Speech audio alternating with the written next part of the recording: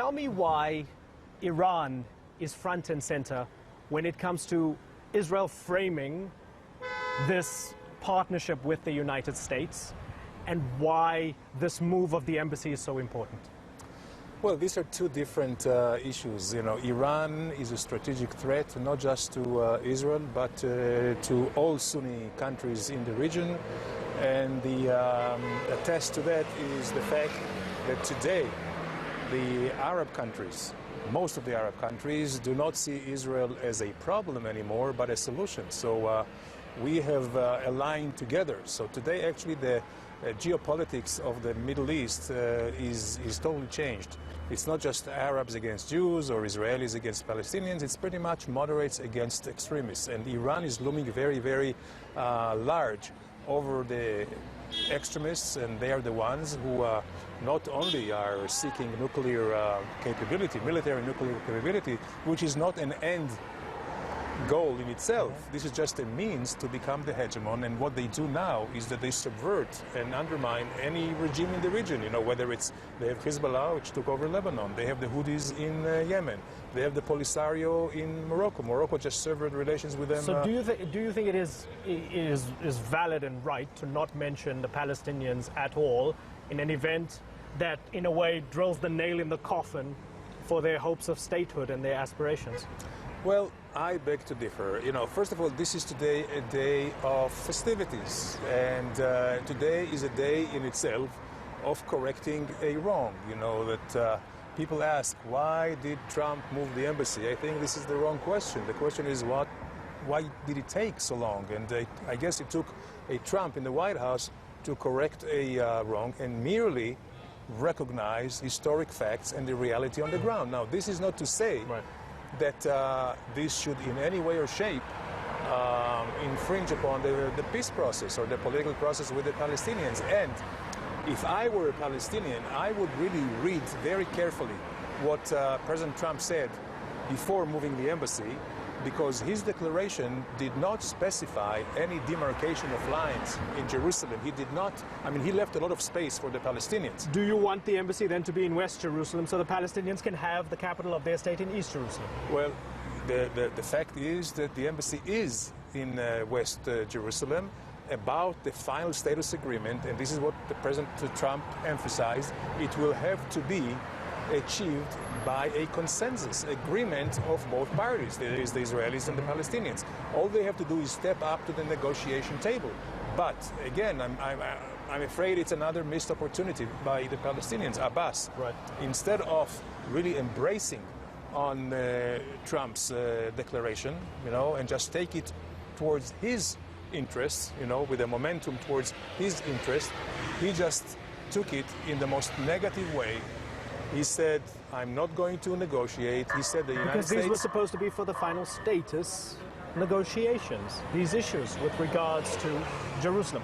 Can I park off Jerusalem for a second? You're celebrating Jerusalem, the U.S. Embassy in Jerusalem, and the recognition by your best friend, the United States, and Donald Trump.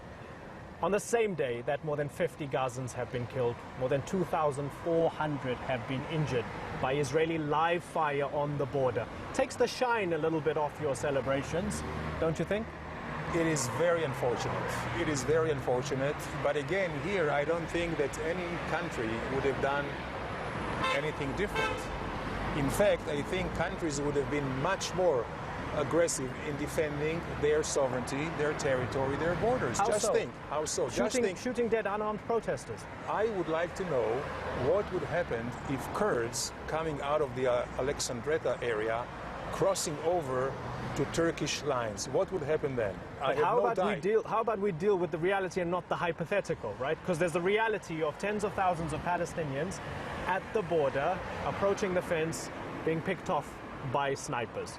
It's happened, more than 50 killed today. We've had about 100 that have been killed since the 30th of March. Even before today, Save the Children saying 250 children were hit by live ammunition by the Israeli army. Let's take the 2,400 that were injured today. What's your message to them, to those Palestinians?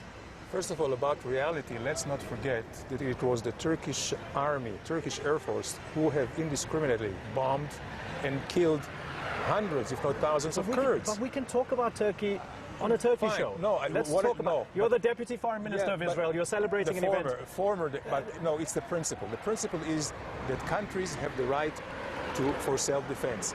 And today, what Hamas, by the way, Hamas is a terror organization recognized as such not by Israel, just by Israel and the United States, also by Europe. The European Union see Hamas as a terror organization. They have all the rights to demonstrate peacefully in their own territory, but not to come and try to infiltrate into our borders. And by the way, they don't do it those peacefully. people were infiltrators. Those people who were shot absolutely. today. Absolutely. All of them. Well, first of all, they have been more than just encouraged. They were pushed by their own leaders of Hamas, which, by the way, did not have the courage to stand in front of them. But what they did do, and you can see it on footage, they did embed terrorists armed with explosives, with cocktail Molotovs or Molotov cocktails, and other munitions to just infringe and kill Israeli. Do you have proof that all the Palestinians who were killed or hurt were an active threat to your soldiers and were armed? I have the proof that they were coming on our fence, trying to come illegally into our territory. They were not coming shouting kumbaya, but they had some cold and hot weapons in their hands.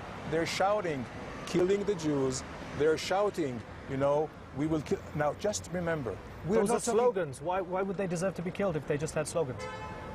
Why are they deserved to? Why do they have the right to come to our border?